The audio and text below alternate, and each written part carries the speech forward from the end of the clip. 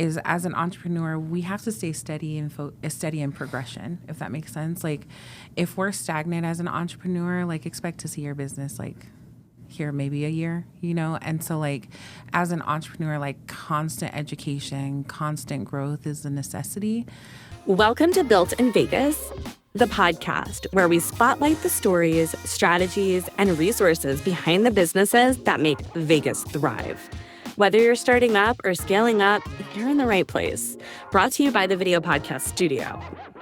Was there ever a moment that you remember that you're like, I want to become an entrepreneur? Or was it kind of just always there? I feel like it was always there. I've always marched to the beat of my own drum, so I feel like that's kind of who I was. I was eventually going to go down that path. I don't know that there was like a moment where I was like, aha, I'm going to do this. But I don't like to stay or draw between the lines, and that's just kind of like the mentality that I've had my whole life. So I think like action, when I put things to action, it's the same thing. I like to challenge what people set in place. And I kind of feel like that's entrepreneurship in a sense, right? We're trying to identify a problem and figure out if there's a solution that we can provide that's different than what's being provided today. What led you down the path of starting the foundation? And if you can, just explain, like, what is the foundation? What do you guys do? Yeah, so we support small local business owners in really just all things resources. So whether it's mentorship or coaching in the business space, whether it's creating or teaching them how to create a business plan, setting a foundation, understanding the why, right? Because a lot of times people who come to us, they're looking for is my idea scalable? Like, is it an actual business that I can put forth? And so that's kind of, I would say, like in a gist, we support all small business owners. There is not one specific career field or workspace that we work under. It's everyone. We keep it open. And then the foundation, actually started it because of the pandemic. And so at that time, I was working for a top Fortune 20 company at that time, and they didn't have a risk management or a risk protocol, so we had to create one. And so then I saw like a bunch of my friends at that time. I was in Cali. Their businesses they were closing doors to their businesses. They were asking for resources out there that nobody really understood. What was it? Zoom at that time or Teams was like barely a thing. And so I created a risk management plan, just basically an action plan for this Fortune company. And it went really well. Obviously, there's still a thing, but it didn't go so well for my friends. I created a foundation gala, and I just thought of like, okay, what's the funnest way to do this? And I know it sounds really weird because we're in the middle of the pandemic, and I'm like, let's gather people together so that we can do this thing, and wear your mask, by the way, right? But I created this gala, and I think that's what kickstarted it. Was I wanted a space for people to come and have fun, feel safe, and if we can give a little bit of money, then let's give a little bit of money so that they can actually do something with it, put it towards their business. It was fully self-funded. I paid everything out of pocket. And the outcome of that first gala was like, Salvation, stop what you're doing right now, whatever other plans that you think you're going to do, and you need to put this forward and push it forward. And so I'll say that was like the kickoff to the foundation was the gala. And then after that, I started creating resources, modules. We do seminars. We'll go into businesses, just depending on the type of business, and we'll provide like a risk assessment or an analysis of where they are, whether it's financial, operational, and just give them like high-level oversight. But yeah, that's how we started. That was a lot at one time, so, That's great. And, like working with these businesses, is there like a common theme that like a lot of them struggle with? Yeah.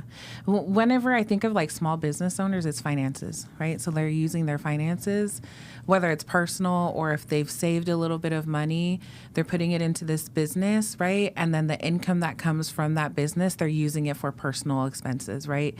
And so there's no like actual flow of revenue. And so really teaching them how to track their expenses, how to track their basically inflow, outflow, right? That seems like to be the biggest issue today. with smaller businesses is they don't have a good tracking system. Some of them are doing it by hand.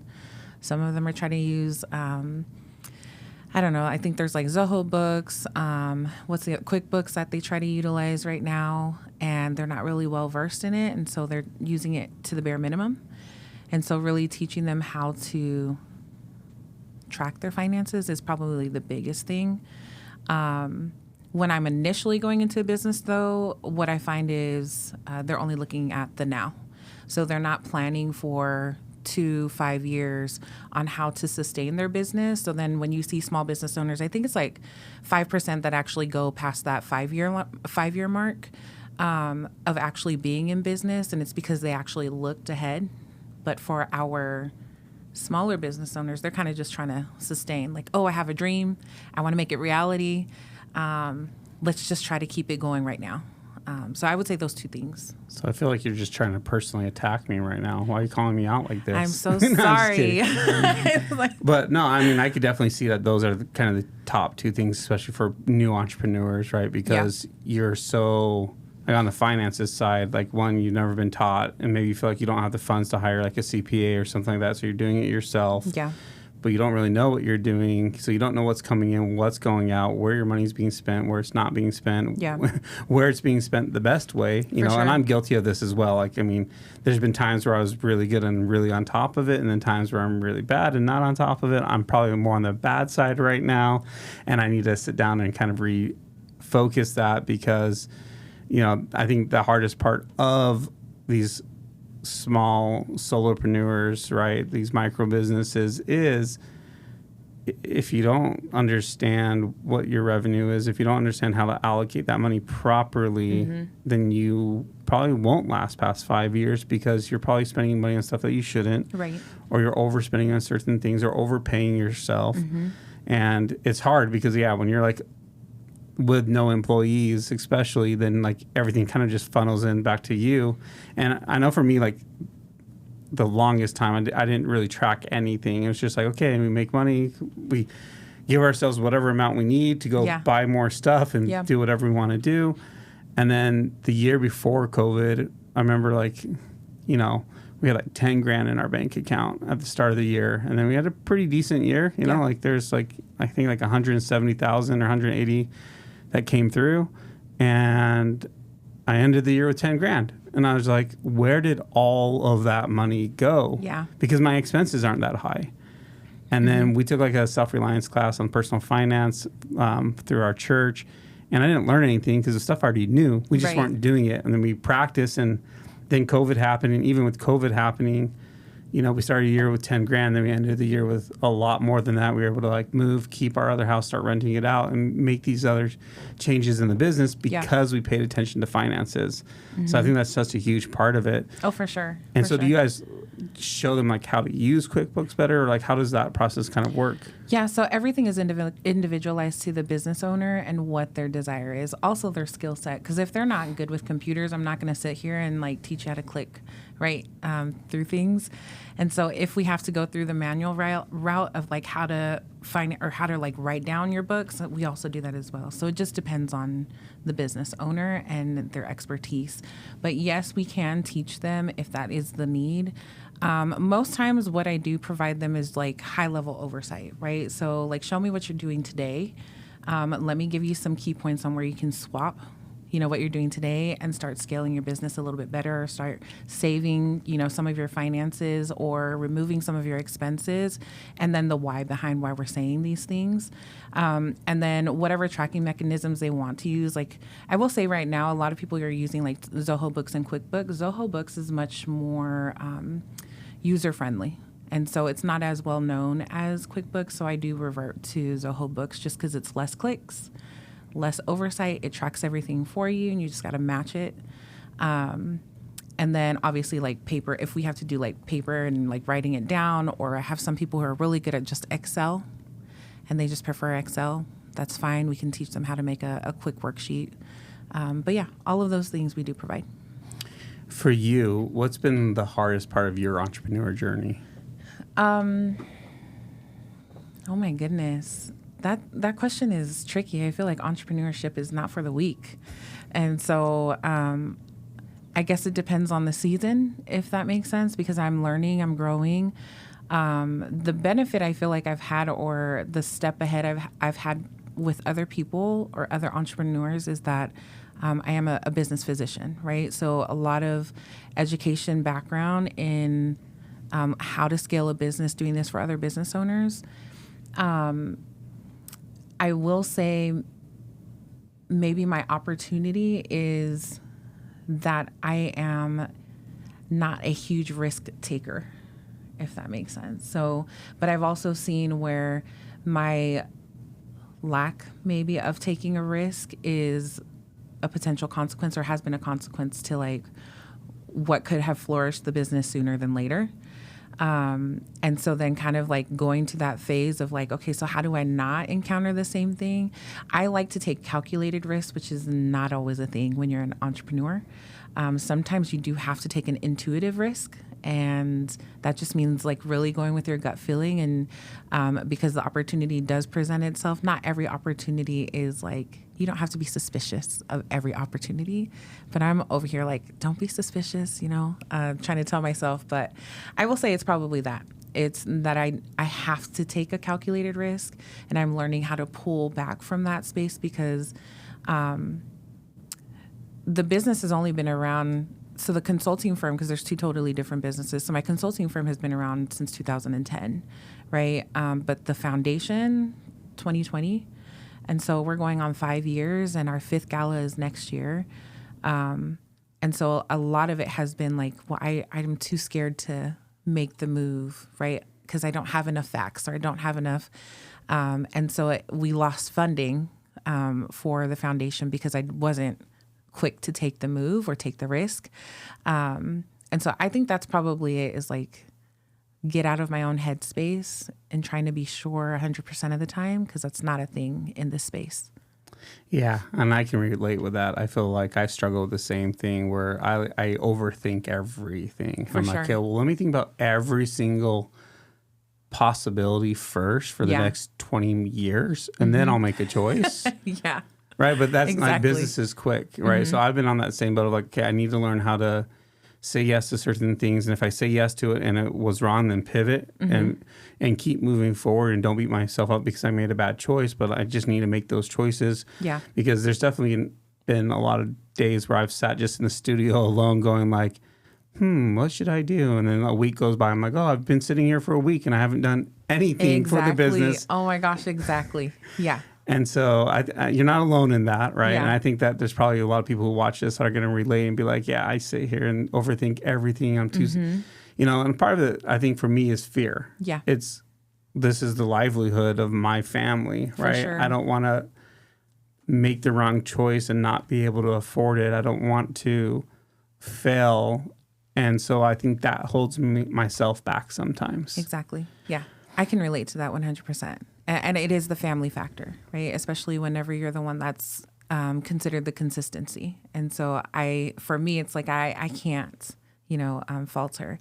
And in the foundation, one of the mission statements or values of the foundation is to create a legacy that my parents didn't have the opportunity to create. So I take on that load as well when I'm thinking about these things, right? Because it's like my parents are from Samoa, and I would consider their journey similar to an immigrant journey, although they are technically nationalists, which means that they get some of the opportunities as an American, but they don't get the opportunity like to vote or things like that.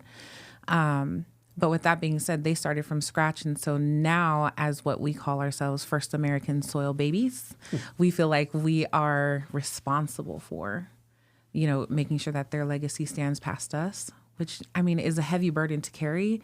And so when you say like sit in a room and you're just like thinking about everything for the next 20 years, yeah, for sure. And for them as well, because I want to make sure that their name stands, for generations to come. But yeah, I think it's normal. It's normal for us to overthink. What's not normal is for you to limit yourself from the possibilities that could be, because you're too busy thinking about it. And so for me, I will say 2025, it's like say yes more and just learn how to pivot fast. So Yeah, I like that. that's once again something that I'm trying to personally work on as well. It's like, all right, let's say yes to this. If it seems good, right? Like, I don't, like, how do I feel about this, like, naturally? Because I feel like a lot of times our gut instincts are going to be right. Yeah.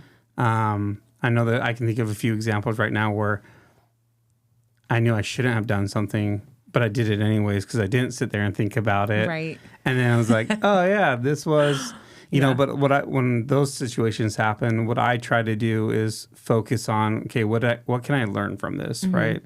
All right, cool. I learned that, like, even though we're young, I can't go back into that young entrepreneur mindset of saying yes to everything. I have to be selective about what I'm saying yes to. Yeah.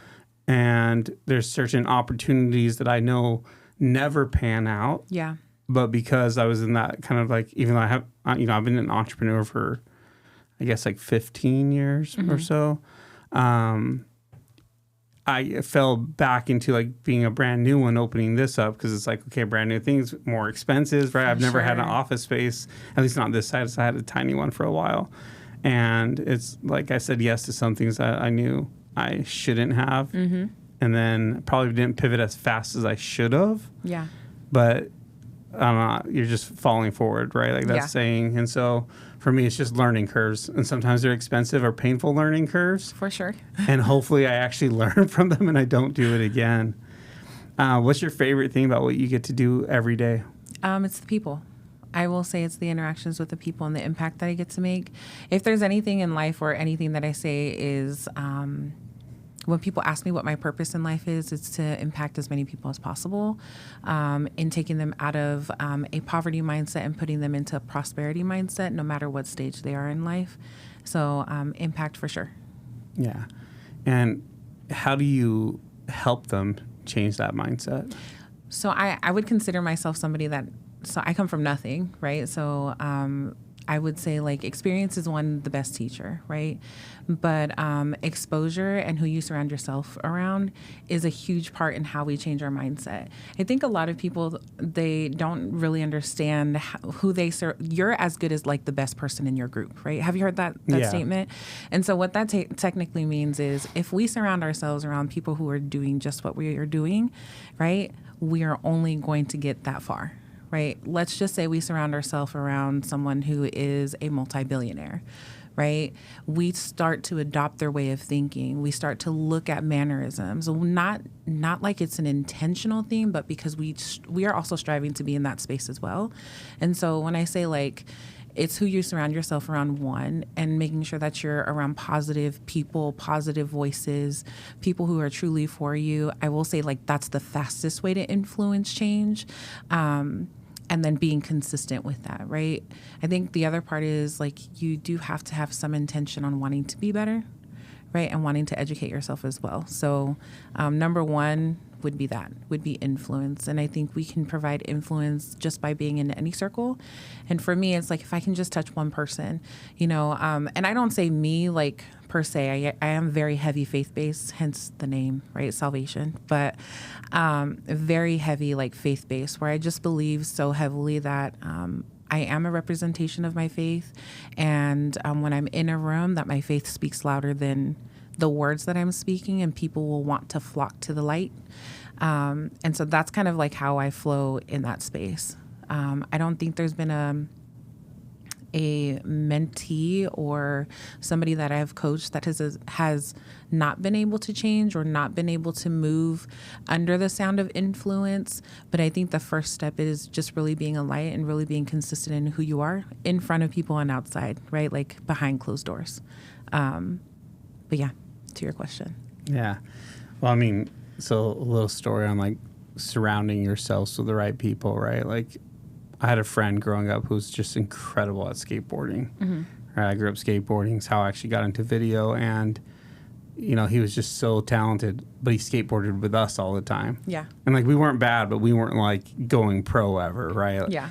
And I always would have, like, conversations with him growing up. I was like, dude, you need to be skating with, like, these guys more because they're doing it. They're going places and you have that talent. For sure. He's like, yeah, but I like hanging out with you guys more. I'm like, yeah, but, like, you know, we aren't pushing you because it's the same thing with me. Like, because when he kind of wasn't around, I was one of the better ones. And it's like, well, I don't have to try this crazy thing because nobody else is trying it, right? Yeah. But when I'm with that group, you know, we had these guys over that were really good, and we were all skating the rail, and they're all doing like flip tricks into like the rail, and I was like, I don't even know how to do a flip trick, but I'm gonna try it into the rail, and I did it, and everyone like cheered for me. I was like, dang, like I pushed myself, and then I could never do it again because they weren't around. Yeah. You know. Yeah. And so I always think kind of about that. And I talk to my son about that too in sports. He plays hockey, you know, about how like he has to constantly surround himself with the best. Like actually next week, out of the top 10 kids in the world in his age group, he's playing 3 or 4 of them. That's amazing. And so he's like pumped. I'm like, because it's a different caliber. Like we play on some teams for fun, but we're kind of getting away from that because the kids in that locker room versus the kids in the locker room when we go play on these teams that want to become something, it's just a completely different atmosphere and vibe. They're still fun. They still get along. They still have fun. But these kids are dedicated, and these kids are just enjoying themselves and having fun. And so, you know, he's learned as well, like if he wants to become something, he has to surround himself. But sometimes I feel like that's kind of hard as an entrepreneur. Yeah. I feel like, I mean, I don't know if it's this way for you, but like in my family, I'm the only entrepreneur, really, right? I mean, my brother-in-law is now, but like, I don't really have friends. Yeah. In general, Yeah. let alone friends that are entrepreneurs, like For one or sure. two, but you know, and so like, how do we find that support group? How do we find those people that we can surround ourselves with? Yeah, I don't want to say that like my connections have been by chance. My connections have been because I've stepped out of my comfort zone in random places and spaces, right? So I know that someone who's a gamer is not going to be at the library. So if I want to learn something, I'm going to go to the library. And I put myself intentionally in spaces that I would think or assume that somebody that I desire or strive to be like would be at, if that makes sense. And I'm intentional about making it known, right? And introducing myself randomly. There's actually a friend, Richard, right? So LinkedIn is a thing for me, but like I'm pretty sure people think I'm like a bot or something because I will randomly message someone, and if I look at their title and I'm like, I need to know this person, right? Or I need more resources in this space, I will randomly message. Like, no shame. You can think I'm a bot, but if you respond, great. But I actually did that to Richard, who's a really good friend of ours. And I sent him a message on LinkedIn, and I was like, hey, I saw that you're with this home health and hospice company. We're looking for some resources around the community. I would love to meet you and see what you guys provide and what your patient care looks like. And he responded. Probably one of the best connectors that I've ever met, as far as like, he really looks at people and sees what it is that they're doing, and he wants to help just because that's who he is. I would say like literally his purpose, right? And so I do things like that, just super random, and I'm okay with like, I don't care to look foolish, if that makes sense, for anybody, because the worst you can tell me is no, right? So I will say that's kind of how I get out of my comfort zone, because I would say I have a really small circle, very close knit, that get to see like salvation, hair down, looking crazy, right? But outside of that and those connections that are necessary to build a business, I just kind of take a risk. That's one that I will say I never take a calculated risk for. I'm just kind of like, hi, how are you? But that's kind of how I do it. I don't know that there's any right or wrong way. I do believe that there's an importance on identifying where you need to be, looking at different events that are here. I know you have events here. Like, I think that's like an easy opportunity to find people that could potentially be in your circle. But yeah, you just kind of have to think outside of the box, because entrepreneurship is not about thinking inside the box. And my best relationships today in business have been because I randomly went up to the person. And so, yeah, don't be ashamed. I love that. So I do it where like I've realized I need to be around more people, right, that are doing things. And so I just decided, I was like, I'll just start my own little entrepreneur meetup. Yeah. And so I do one that is like It's not like we don't post about it. It's not as consistent as it should be because I'm the one leading the group and I'm not the most consistent person because I got too many things going on. I wear too many hats. Yeah. You know, and then all the hockey travel, and I need to be better about it. And having these conversations like forcing me to realize like, oh yeah, I should be way better about it. Yeah. But it's been really cool. I've done it twice, and some of the same people each time. But I've been trying to find out, okay, who are the right people to have in that room? Yeah. I always invite Richard. He's like one of the first great, ones. yeah. And it's been really cool because we go around and we just kind of talk to each other. And it's just like, I pose the question of like, what's your biggest struggle right now? Or what's your biggest fear right now? And let's talk about it as a group. And it gets super vulnerable. And then the other way I've been able to start it up again is actually with the podcast. Like that's kind of one of the reasons why I wanted to start doing the podcast was like, I want to either rekindle old relationships with some people that I want to just reconnect with. Yeah. For example, I got this old client of mine, incredibly successful. He offered me, you know, his time a few different times to get advice from him and like incredibly valuable. It like changed my entire perspective, but it kind of fell away. He bought like 16 more businesses, right? Like he's super busy. I hate asking for his time. Yeah. So I just invited him to come on the podcast and he said yes. And so I'm really excited to reconnect with him and then get that time to speak with him. And so, For sure. you know, like the journey of like this podcast is one for me selfishly to learn from other people that are doing it. Yeah. Right. In the community that, you know, no matter where they are, some of them might be a little bit behind where I am, but they have other things to offer. Some of them might be a lot further, you know.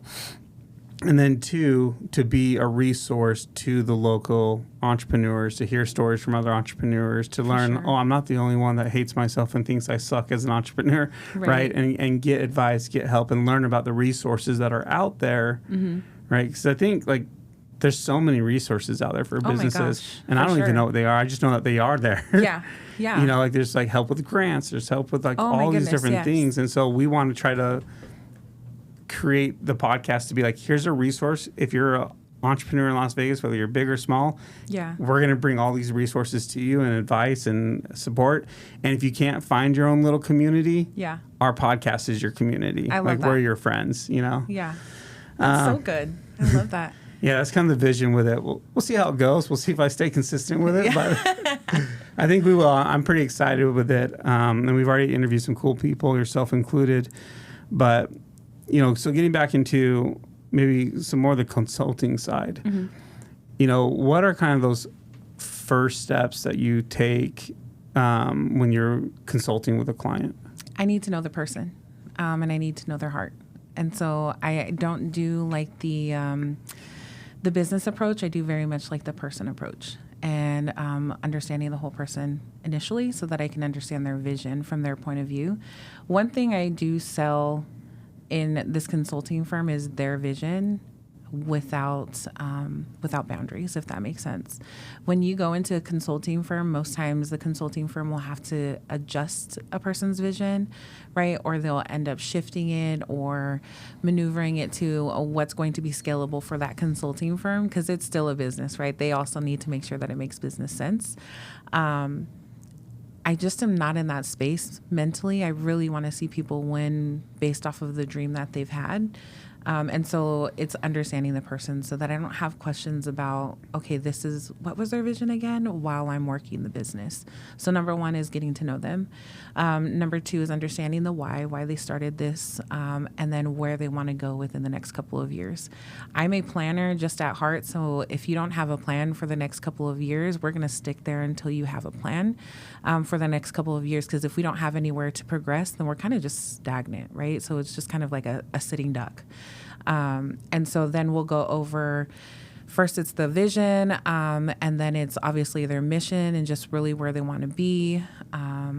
Having things written down is a big deal for me so that we can see what it looks like, whether it's in a form of a business plan, a marketing strategy, whatever it is that we're working on, it has to be written so that we can make it real.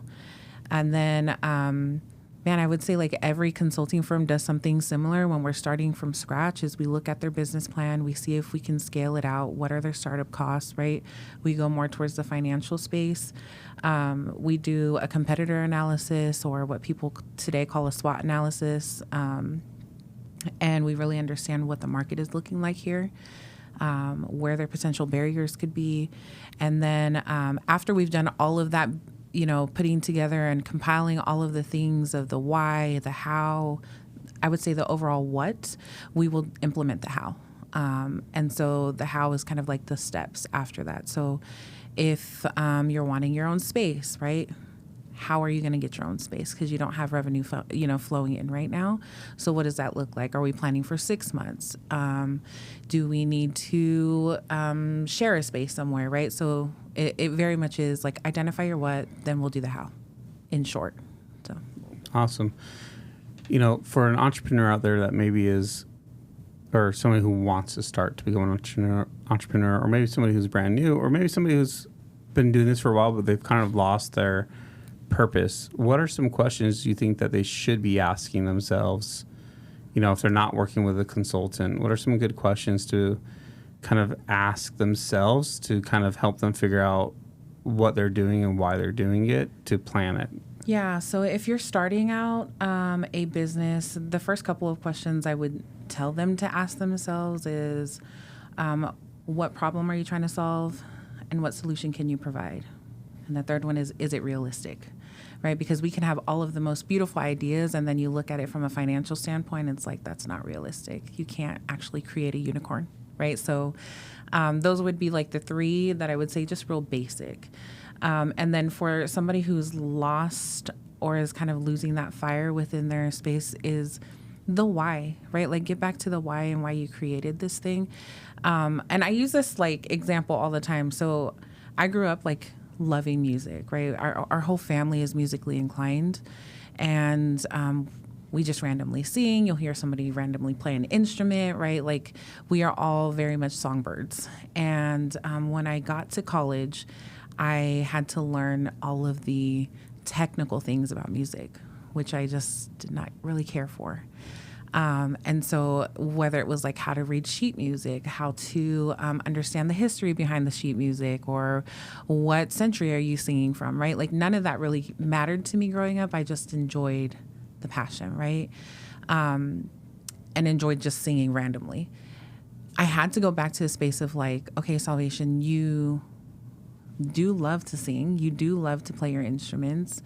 And what was it that made you fall in love in the first place? And it was freedom, right? And it was just freedom to do the thing that I love to do no matter what.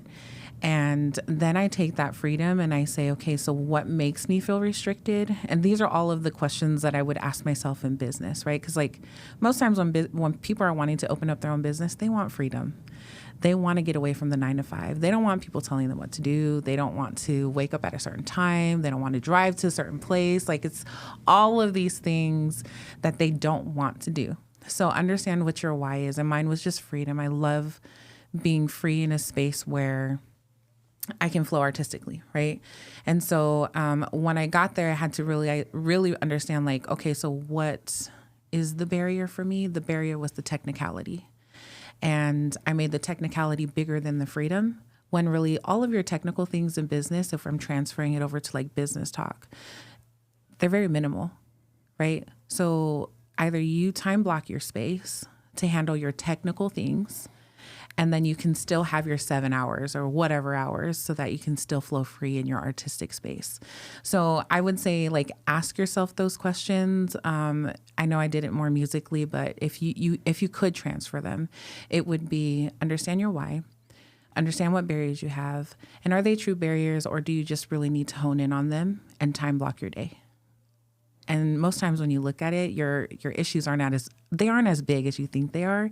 And when you can, for me, if I'm able to time block my day and say like, oh, I only need an hour to work on the thing I don't really care for, and I can still do the thing that I really enjoy and love, to me, that looks much better in my eyes. And so I try to give perspective in that space. So hopefully that helps somebody when they're going through this, is really understand your why. I love that. I need to be better about time blocking. I think my biggest problem as an entrepreneur is the organization of it all, right? Because I'm a creative, so I'm not very organized yet. Yeah. You're getting there. Maybe I'll get there. We've hired somebody to help For us sure. we've hired someone to help us get there. I don't know if I'll ever actually be there. Yeah. I'm organized enough, but not enough to build what we want to build. Right. And it's been really nice. We've actually hired somebody to help us build out some like systems and project management stuff. Nice. And like my biggest thing is like I'd show up and I'm like, I start getting overwhelmed because it just seems like it's never ending, right? Especially when you're so small. It's like, Yeah.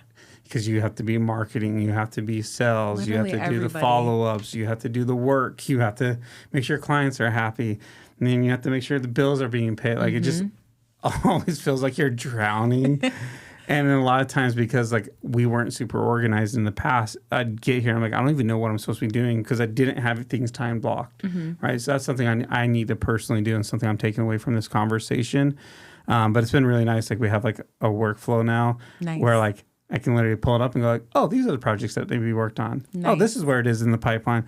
Perfect. Yeah. It's so much nicer now because it's made things so much easier. And, like it's a small thing, but I think organization goes such a long way when you're in a small business. And if you're not the organized person, you need to find somebody Yes. like a consultant or an operations manager and bring them on because like it makes such a big difference when you know does. what needs to be done, when it needs to be done, who you Yes. need to reach out to.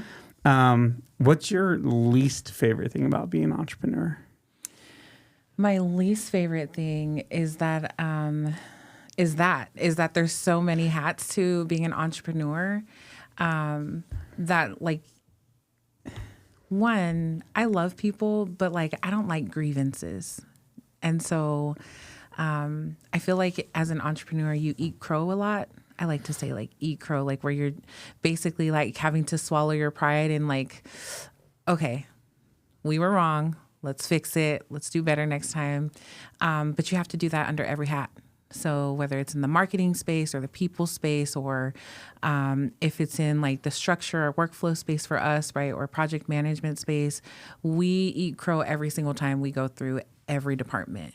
And because you're the entrepreneur or the solopreneur, right, you have to do that like a 1,000 times, I feel like, every day. So that's probably my least favorite. One, because I don't like to be wrong. So and when somebody tells me I'm wrong, I'm like, no, I'm not. I checked like all the boxes. I evaluated her response, his response, their response. And you're telling me I'm still wrong, and I think for me, it's the doctor syndrome is what I like to call it. No physician wants to be told that they're wrong in a space that they're actually an expert in. And so as a business physician, why are you telling me I'm wrong in business? So it's humbling for sure. So I think that's definitely like my least favorite. Yeah. It's the many hats and dealing with people is difficult, whether they're on your team. Right. Like leading people is hard. I mean, Oh, for sure. When I was like, I don't know, maybe like 7-ish years ago, 8 years ago, I was like, I want to be a real business. I'm going to hire people. And I hired people and I went like literally drained my bank account in like 4 months. And it was all my fault. I hired the wrong people. I wasn't the right leader. I didn't have any systems in place. And like, so I did everything completely wrong. I just wanted to look like I was a business. Yeah.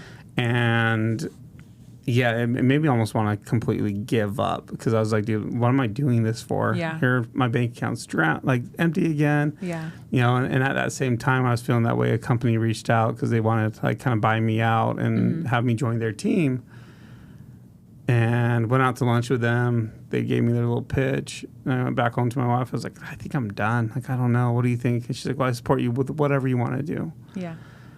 And then I sat there thinking about it for a while. I was like, I can't work for other people. Like, yeah, right. Right. I've only worked for myself. I've had one job. Yeah. Or I guess technically 2 jobs. I folded towels for like 4 weeks for linens and things, which was That's like a long Bed Bath time. and Beyond. Yeah. Folded towels for them when I was like 16 or 17.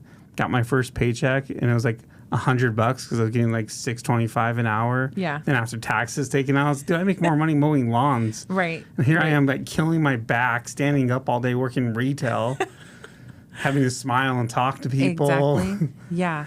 Oh my gosh. And then, I realized like it's not what I wanted. And then I had this conversation the other day with an entrepreneur because he's been hiring a lot of people. Yeah. And I was like, he's like, well, this is what everybody does. And I kind of explained it this way. I was like, well, you need to kind of figure out, what do you really want? Mm-hmm.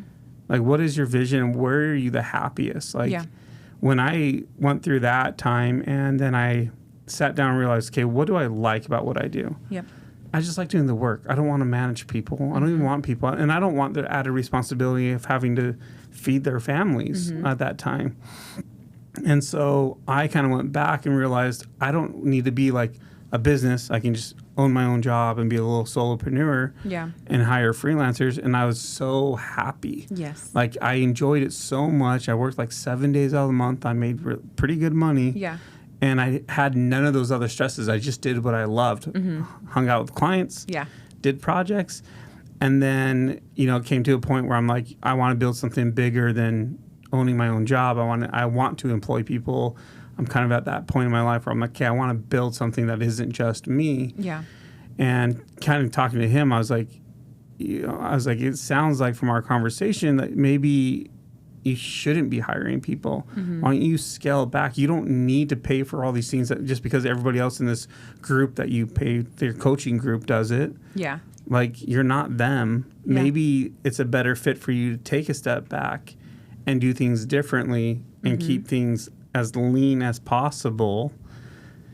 Yeah, I agree to that. I think as an entrepreneur, I think that one of the biggest mistakes we make is that we're growing at a great rate. I'm not going to say rapid, so at a good rate. And then we're like, oh, we have a little bit of funds that we can share some of the load to. And then you realize that when you're employing somebody and you try to share the load with someone who doesn't have, one, the passion, the ownership, or the same work ethic that you may have, and you bring them on board and you're assuming that the outcomes are going to be the same as though you would have done them. And I think that's like one of the biggest mistakes that you can make as an entrepreneur too quickly, is that you offload too quickly and then you realize, I probably shouldn't have done that. It would have been easier if I could have just done freelancers. I always say is a great route. If you use a freelancer or if you just kept the workload a little bit longer, so that you can get to the space that you're trying to get to. And so I would say, like, for me, it definitely is, we all have issues, but I have control issues. So, like, I am, like, really big on how I do things, right? And how I teach and mentor today is I very much am like, watch me, duplicate me, right? And then once you've become an expert in duplicating me and the work that I do right now, then you can add your own flair to it, right? Because now you have the understanding. It's now become a habit on how you're working. And I literally will have people who work for me just surround themselves with me, right? And there's a lot of things that I cannot teach. I just do. I need you to see it because I do very much anticipate needs, right? But you have to be in the room to understand how to read a room. And so, again, it's that surrounding yourself around the right people, right? And surrounding yourself around those who can influence you more positively. And then once I get to that space of like, okay, they're in a good spot, they understand, then I'll kind of lift my hands and say, like, let's mentor you through this to see if there is a need to employ. And I do that very much so for my business because, again, I have control issues. We're getting there, working on it in 2025, 26. But now I can trust that they're doing the work right, but now it's just me doing oversight, right? And then whenever I get to the space where it's like no oversight is needed, I can trust that you can justify. Now for me, I'm like, there's a need to employ. And so I do very much take a slower approach to employ anybody under the foundation or under the consulting firm because I understand the impacts that it could have if I hire too fast and I don't know how to fire fast. And so one thing I've learned in business is you should hire slow and you should fire fast. And so that's kind of like the mindset that I try to take on, especially when I'm speaking with like new business owners, like just because you made a few 100,000 this year, give it a break. You know, you don't have to hire somebody today, right? And then I think like if somebody's adamant, the only thing or insight I will give them is the same thing that you had said. What is it that you love to do? And what do you want off your plate that you just really don't care for? And so for me, it's like, I don't care for administrative work. I don't care for contracts and credentialing. And I don't care for data tracking. So if I can find somebody that can do all three really well, great, right? And so just looking for those spaces that you don't want to do and you're willing to give up that, you know, those finances. And I would say give up that or put that as an expense. But yeah, that would be definitely my route when it comes to hiring and letting go. Because if you hire wrong, like, I'm just so nice. I feel like my heart would be like, well, we're just going to have to keep them and find a spot for them, you know? And that is not the right thinking, because you just have made your life so much more difficult. And so, you know. And I think it's easier to say hire slow, fire fast if you're a big company. For sure. For sure. Because when you're little, like us, and the person you bring on is basically becomes family. Yeah. Right? Yep. It becomes so hard. Mm-hmm. You know, I've been in that situation a couple of times where it's like, I really shouldn't have this person around. Yeah. But I'm keeping them. Yep. And we're trying to, and we're working around it. Yeah. And we're going to keep smiling and keep going forward. Yeah. Because it's so hard. Like, you know, like I'm too caring and I'm too like, okay, well, you've given me this time, you know, like you're expecting this and I don't want to take it away from you. Mm-hmm. But it really is a detriment. It can hurt your business so much if you hire the wrong people. For sure. And I've been guilty of that. Oh, yeah. Same.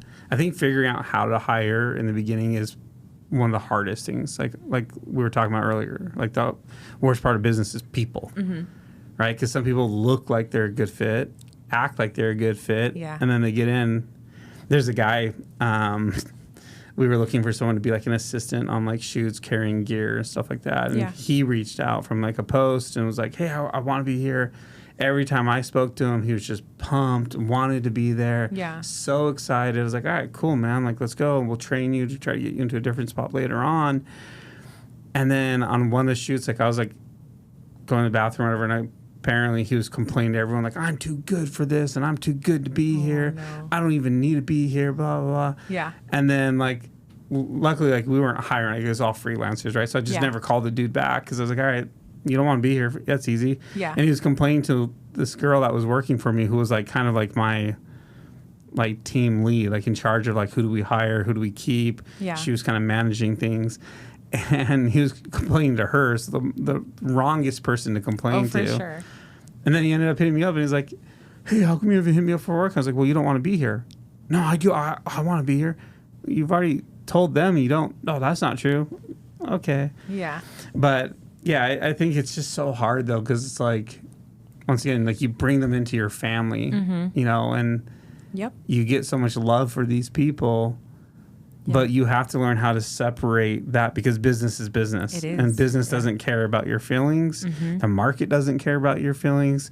Honestly, your clients don't really care. Yeah. Right? And if they're doing wrong things and hurting the character of your company, if they're hurting the, you know, the reputation of your company because they're putting out poor work or they're not doing this or they're overstepping boundaries. Yeah. That's probably my least favorite part is dealing with people. I can't wait till we can hire someone who's in charge of all that. All of that, yeah. Right? And so I don't have to do that part at all. Exactly.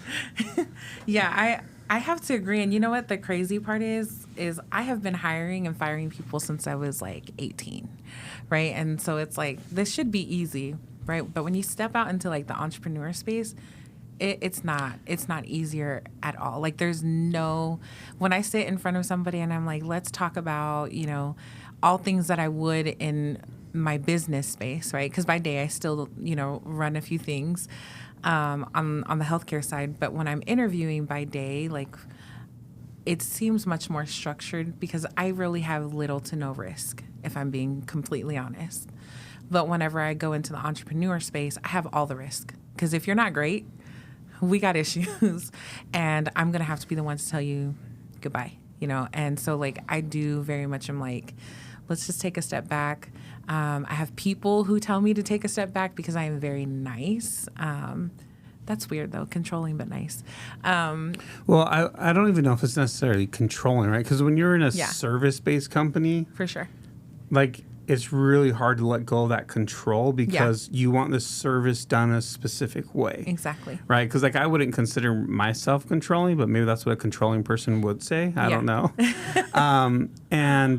But when it comes to, like, certain projects, you know, like, things need to be done a certain way. Like, I can't hand this off.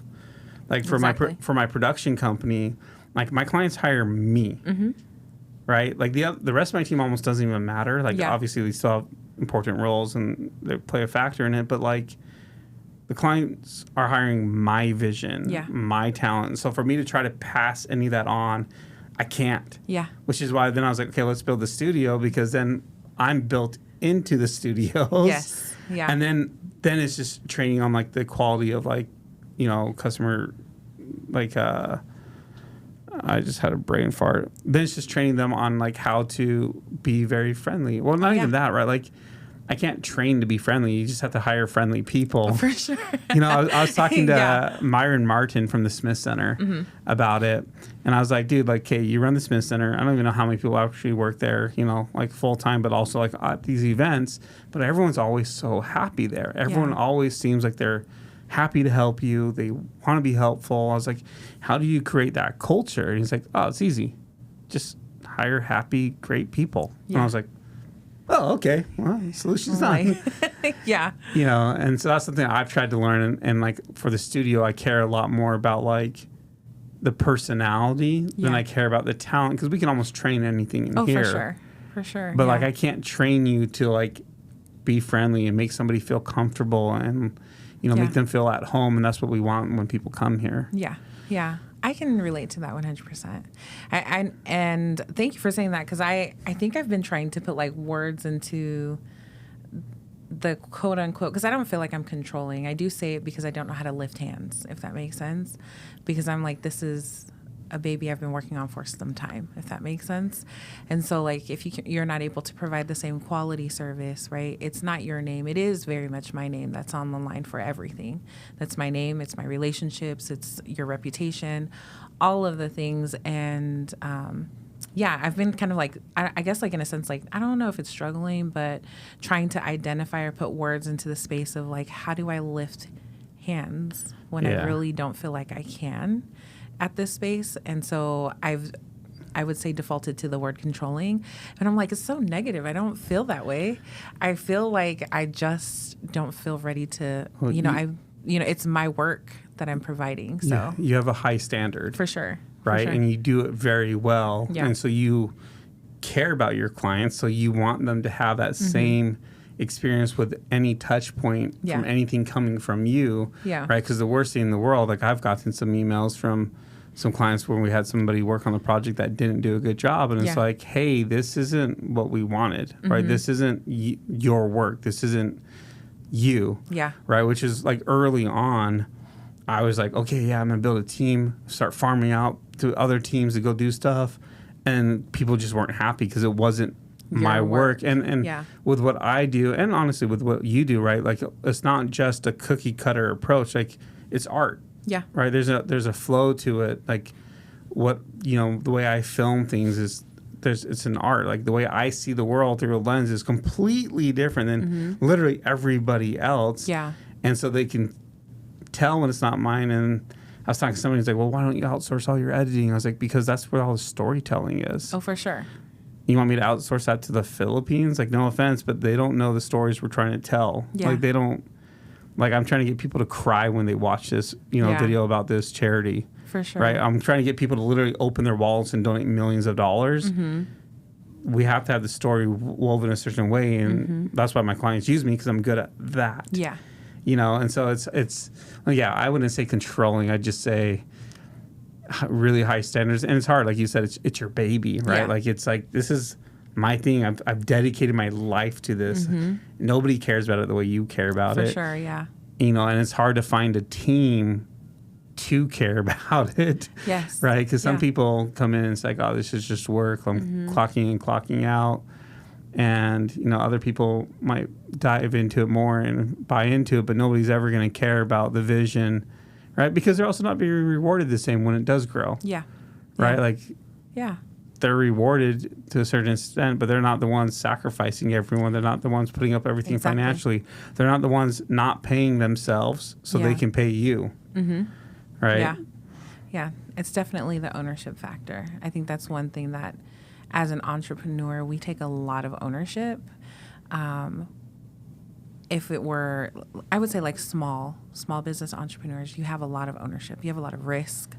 Versus a mid-size or even a larger size corporation where the ownership is kind of, or the risk is kind of spread out, right? And so like for us, it's like I remember when I first started, like I was literally like how you were, like clearing out my bank account to make sure that, you know, the first gala was great and everyone got to see like the outcome of the event and how beautiful it was, but like getting to the event and even after, right? Because you still have things to do after a large event like that, the cleanup, the making sure everyone gets paid out, all of those things, that's coming out of your own pocket and you're taking the risk on all of that. And so when you're hiring someone, now I have a committee, which is crazy. They're actually pretty dope. Who is now leading this gala that, you know, this vision that I created, and they're taking ownership in the vision, if that makes sense. But it's really hard. It took me 5 years to find, I would say, like 5 really, really, really good people. So it's not a large committee at all, but it's like one person a year.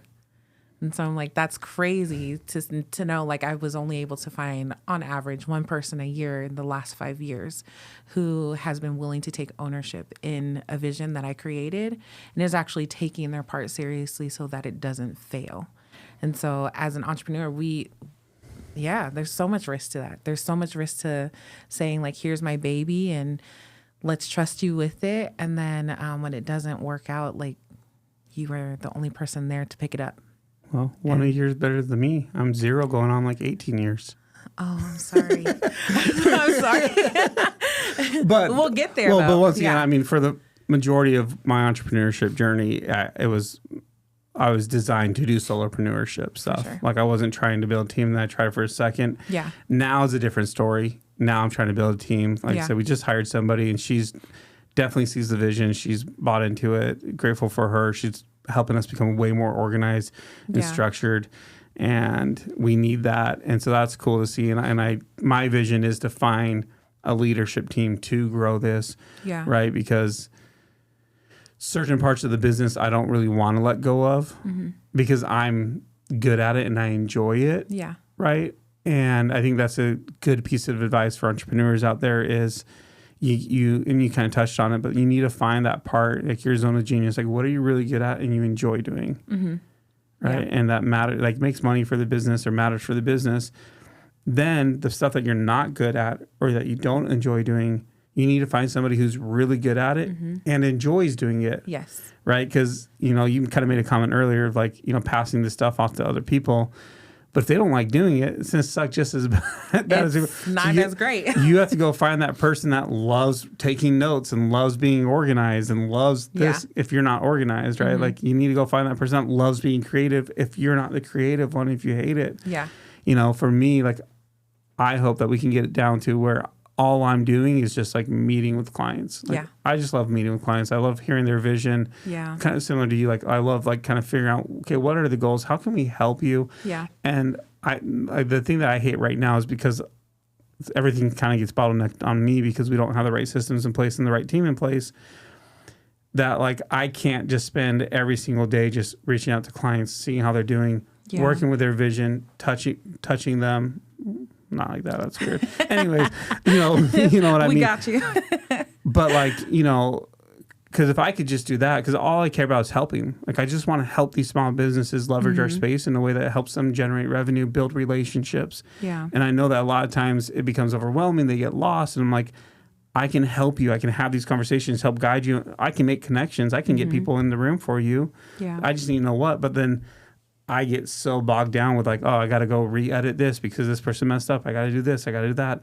I don't even know what's supposed to be done. So I spend 3 hours trying to figure out what needs to be done. So I'm really excited. I think we're moving closer to where hopefully within the next 3 months, 80% of my time is literally just either new potential clients and current clients and just strengthening those relationships and kind of guiding them through that process and just being an asset, even if it's not with the studio, like, hey, okay, cool. You're looking for more networking events. Let's go. I'll go with you. Yeah. Let's go. That. Yeah. You know, we do that with one of our clients, a realtor, because she's brand new to business and she doesn't, I'm like, all right, well, hey, here's a networking event for investors in real estate. Let's go. I'll go with you. Like, has nothing to do with the studio. Yeah. No, I love that. That's awesome. You know what? That brought your points actually brought me to something I figured out this last gala is as an entrepreneur, we have to stay steady in progression, if that makes sense. Like if we're stagnant as an entrepreneur, like expect to see your business like here maybe a year, you know? And so like as an entrepreneur, like constant education, constant growth is a necessity. If you look at like CEOs of multiple companies or COOs, like C executives, they read a book a month on average, right? Because they're trying to invest in their education, whether it's personal growth or whatnot, so that they can stay up to date, whether it's in their area of expertise. But as an entrepreneur in this space, I don't know why we feel we forget. I guess like for me, it's like you forget that you need to educate yourself because you're so busy with all the hats that you have to wear. And so like staying hyper focused on that space of like being progressive. This last gala, I realized, and this is why I'm so grateful for this committee that I have now, that I'm no longer the implementer. Now I'm the visionary. And so like as an entrepreneur, it's like really understanding when it's time to move to the next step in your progression of growth or whatever that looks like, to make that move and making sure, right, one, you do have to have a really good team. I have a really good VP of ops for the foundation who happens to be my sister-in-law. So on the flip side, I get the family side where I'm like, do it, you know, and then she understands, right? Like I think what makes us understand a vision is being present when the vision is available, right? Like I wouldn't know your vision unless I came in here and actually experienced it. People wouldn't know their vision for the gala or the foundation unless they went to a gala. And so when I say she bought into the vision, she literally thinks the way that I think, or is like thinking, okay, so what would salvation do in this space? Or I'm going to have to adjust it, but let me just justify as to why, which has made it so much easier to kind of like lift hands on that. And also the people part, she handles that now, which is amazing. But I'm learning to be a visionary versus an implementer, which is two totally different things for me, because I just kind of want to like grab it and be like, I got it. I'll do that. I'll do that. No, I'll call that person. You can't do it all. Like we really can't. And so I would say as an entrepreneur is like, just remember there's steady progression and don't be so hyper focused on the one thing that you forget to grow in your space. But yeah, that kind of made me think while you were having that, while you were saying your comments. Yeah, no, it's important. Growth is important, right? Like, and it's doing those things that make you uncomfortable. Yeah. It's doing those things that you don't want to do. I had a conversation with a woman who came in here from a friend that wanted some business advice. And I like giving that, you know, like I said, I like helping wherever I can. And we were talking about some things, and I, you know, basically had a whole long list of her, like, okay, you have to do all this. And she's like, well, you just do it for me. I was like, well, no, that's not how entrepreneurship works. Like, you want to do this, you got to do it. Exactly. I was like, but I'll give you some more of my time, but I need you to do this one thing, right? Which was just post on social media. Mm-hmm. Pull out the camera, just start posting once a day. Yeah. I was like, do that for a week and then come back to me and I'll give you like another half day. Like, let's go. And she's like, oh, well, I just don't like doing that. And I was like, you literally don't make enough money to pay your bills every single month, and I'm asking you to do one thing. Mm-hmm. I was like, business is built on doing the things that you don't want to do. Exactly. I was like, you think I want to work 19 hours a day in this studio to get everything done when I'm not even paying myself still? Right. No. Yeah. But I'm trying to build something bigger than myself, right? You think I want to go to networking events? No, I'd rather be home with my kids and my family. Yeah. Right? I'd rather see my wife. Yeah. I'd rather network with her. Right?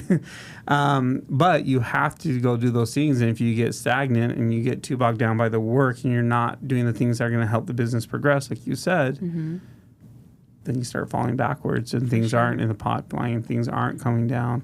Yeah. So, I don't know. Entrepreneurship is definitely not for the weak. Oh, for sure. Yes. Yes. And it's one of those things, I had a realization the other day. I brought in this guy, Nathan. He runs a construction company here in town. And, they do well. They do very well. Yeah. His wife runs a big nonprofit called Project Maryland. Okay. And like I said, like they do very well. Like if I look at like what he's built, I'd be like, I'd have no worries in the world. Like life would be easy. And then, we sat down, we did a podcast episode together. Or actually, a lot of our conversation was way better off camera, and we were talking about like some of the struggles and stuff. And I was like, dude, like you're still working 60 hours a week in your business. You still are dealing with people. You're still dealing with this. You're still dealing with these stresses. I was like, they don't really go away. They just constantly change, and it always feels like you're drowning, and then you just die. Yeah. And that's what entrepreneurship is. You just feel like you're drowning until you finally drown. Yeah. That is funny. I mean, obviously, there's a lot of perks too. I mean, he gets to travel. He owns like jets and stuff like that, and I'm very grateful for the life I have. I get to travel with my son for hockey, but it does constantly feel like I'm drowning to like figure things out. And it's like, once I figured out this one problem, oh, great, 17 more came out. It's like when I was fixing, we moved into a house that had like solar heating for the pool. Yeah. And apparently, like, the inspectors never inspected that because it's not on their checklist. So I'm all excited, like, oh, let's turn on the heater. Let's get this started going. And then, bam, leaks on the solar heaters, right? And I was like, all right, cool. Get a ladder, go out there. I patch all the leaks. Perfect. Turn it back on a different day. New leaks. Oh, no. Go back up there. Yeah. I went back on my roof, I think, and I'm scared of heights. So every single time was incredibly scary for me. And it's just a one story, but, like, I'm like... I don't know, like my sister fell out of a window and passed away, and so I think that's part of it. Yeah. And like, so every single time going up was incredibly scary for me. Like, okay, I'll go up there. This is the last time. And I like seriously, the 6th or 7th time I went up there, I was like, this is the last time. All right, if this isn't done, like I'm done with this. I turned it on, no leaks, and I was like, oh, this is so great. And I was like, oh man, like it was worth it. This was really cool. This was really cool to see. And then like when the pipes. And just water gushing out. No, then I literally did. I was like, all right, we're never going to have a heat. We're not doing this. Like, I'm done. And I gave up. But I felt like that's kind of like what entrepreneurship is. Yeah. And it just never stops. Yeah. And then you sell your business one day, hopefully, if that's what your goal is. But then you still have other problems. Like, problems are always there. But I think as entrepreneurs, we think, oh, if I can just get here, I won't have any problems. Yeah. Definitely wishful thinking. I think in that space, I think the problems change. The capacity to handle the problems change as well.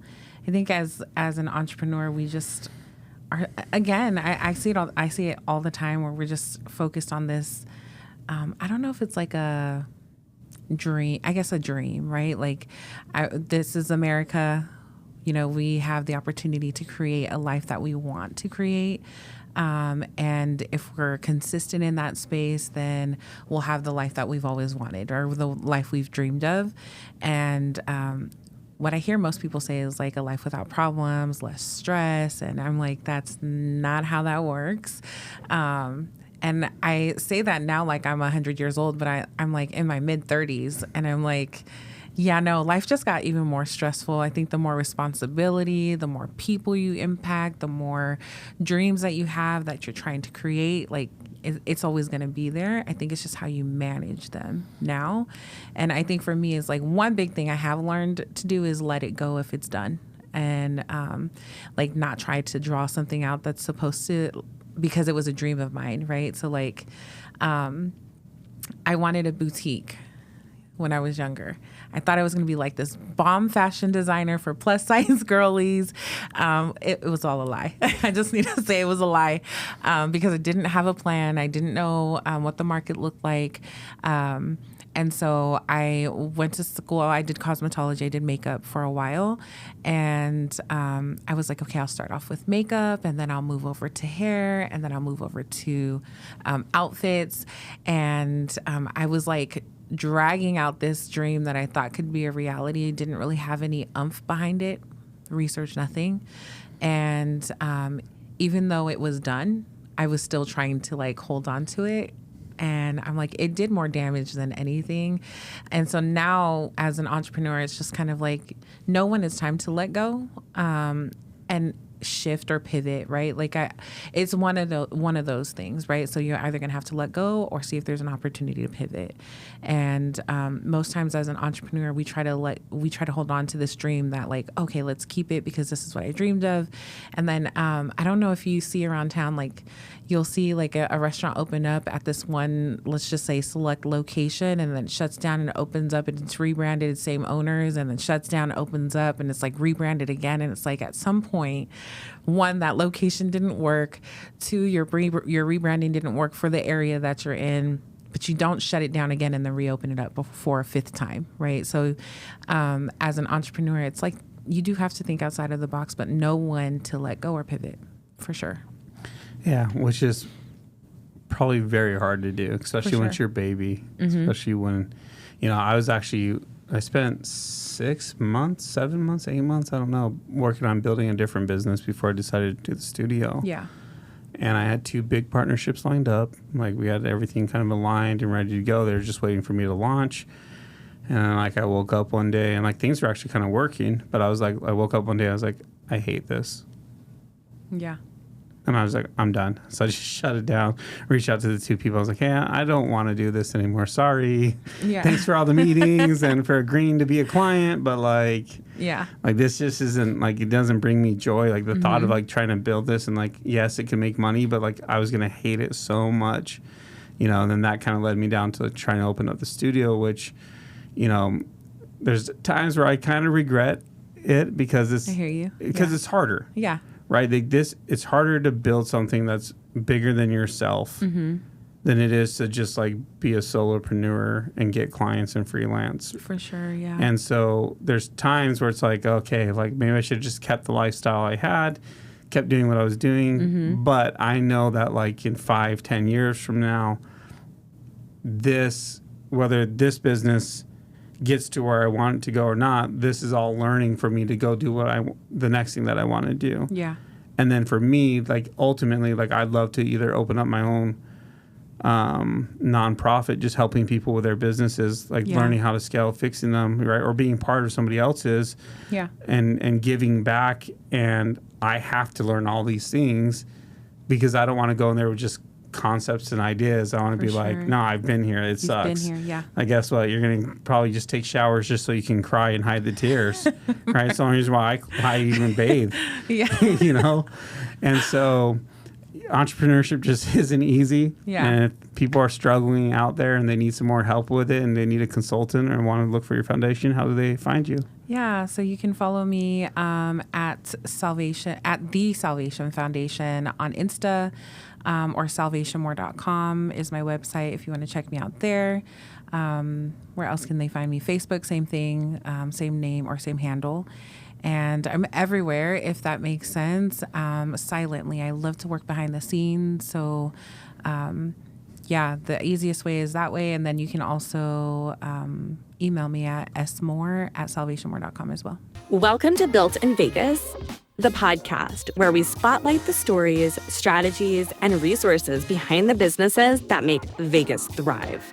Whether you're starting up or scaling up, you're in the right place. Brought to you by the Video Podcast Studio.